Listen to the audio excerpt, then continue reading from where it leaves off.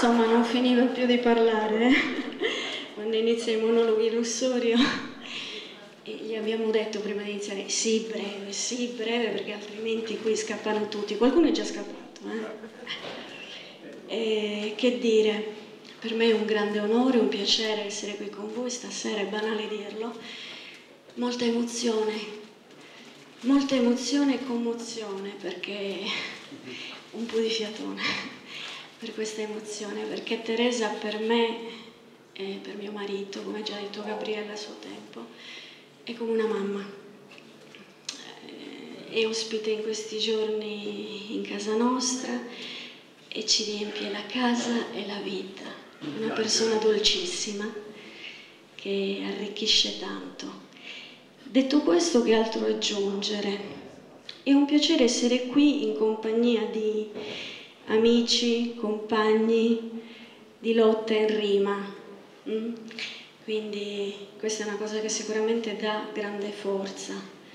C'è da aggiungere che è importante sottolineare in merito all'emigrazione, mai dimenticare in quest'Italia che si sta facendo assolutamente razzista, in quest'Italia puttanaio di veline e calciatori con la testa nel vuoto a perdere. È importante non dimenticare quei nonni, quelle persone che partirono all'estero con una valigetta di cartone, con niente, con solo speranze e nient'altro dentro la valigia, dociati di antiparassitario in quell'America così da sogno, no? La grande mela che andiamo oggi a sognare. Non dimentichiamo la realtà. Farò qualche lettura qui, qualche mio estratto d'opera. Grazie.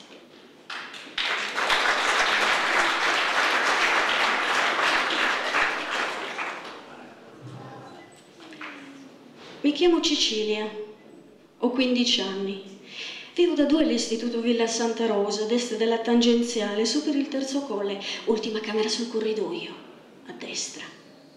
La mia stanza dà per le campagne, dà per i tetti di Centocelli, alle pareti verdi e arancio, ci stanno i fiori, margherite ritagliate dalle riviste di moda, le lampade sono colorate, trasparenti e le sedie in plastica, sono tutte in plastica, perché nessuna di noi si possa fare male. Sono senza spigoli. L'aria è buona pure l'acqua. Sto sola in stanza che mi dicono aggressiva, pericolosa.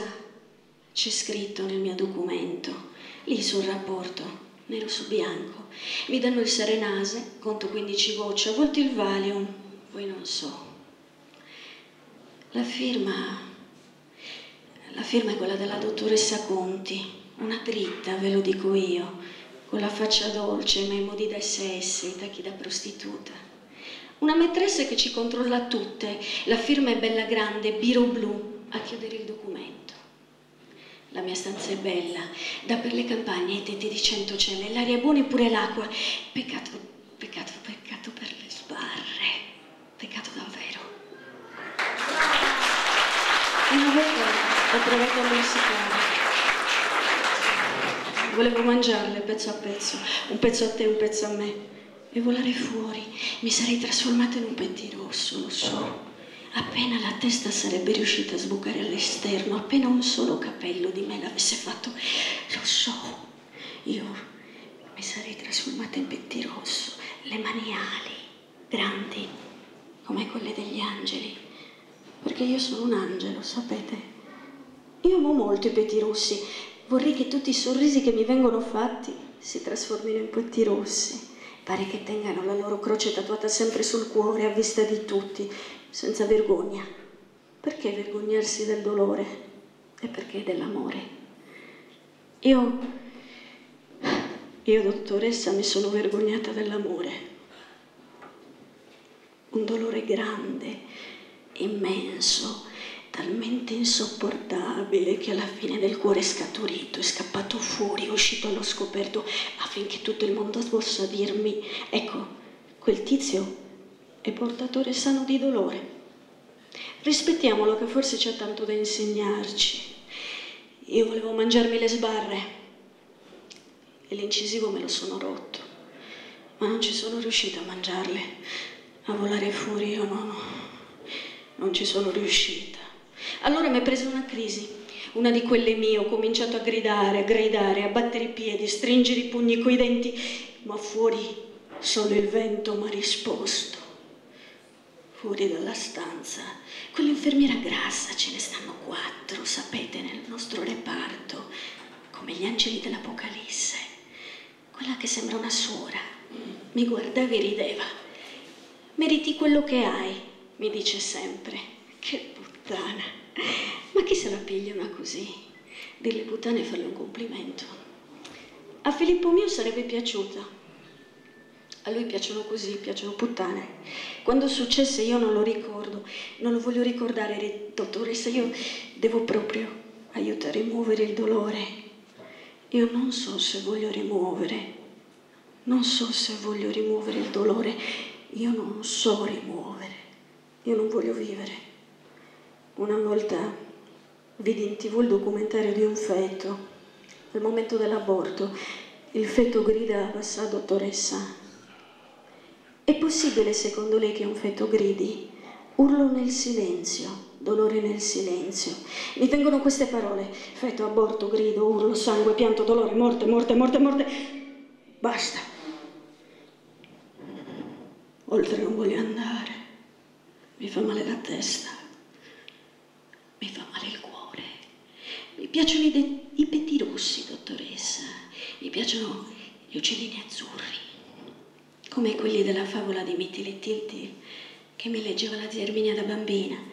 Lei che faceva schioccare la dentiera, profetizzando con la voce lamentosa, divorando storie morali allineate tutte, come perle di collana. Diceva che io e Filippo saremmo stati una bella coppia, più bella di Topolino e Pluto, diceva. Faceva sempre confusione la zia Erminia, pure lei era un po' stranita. Mitil e Titil erano i 2 fratelli che cercavano la felicità rappresentata dall'uccellino azzurro. La cercavano ovunque, attraverso il tempo e lo spazio, e solo alla fine scoprivano che, solo dopo,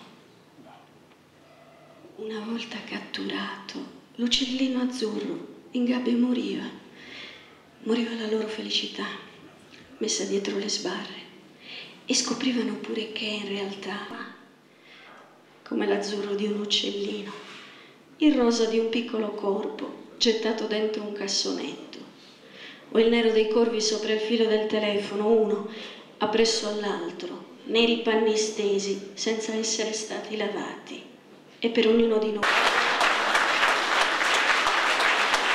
Io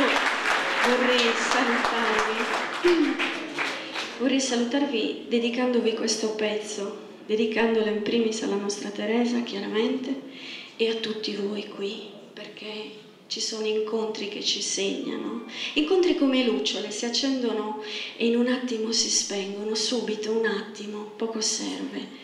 Incontri che rimangono come alberi, sugheri, ardenti ardesi, sempre piantati lì, e potranno restare lì sempre. Noi ci allontaneremo da loro, ma quando ritorneremo, quegli alberi saranno comunque lì, con le loro radici, e ci aspetteranno. Ci sono persone.